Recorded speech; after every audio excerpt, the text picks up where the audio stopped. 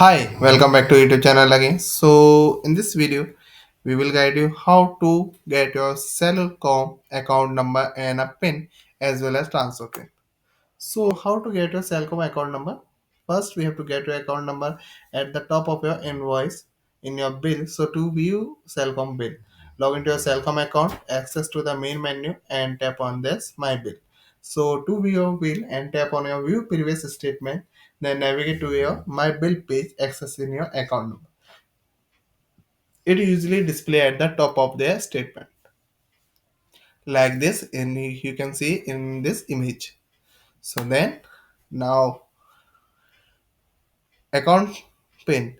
Okay, so now we have to get your account pin. So account pin is a 4-digit security code which you have to be set during the sign up. If you don't know the security code, call Cellcom customer service at 1800 236 0055 and request that is set the code. Then transfer pin. So get your transfer pin, you have to reach their Cellcom customer service executive. Then you have to call this number 1800 236 0055 or a 611 from your Cellcom device and request your transfer pin. The pin will be sent to you by SMS.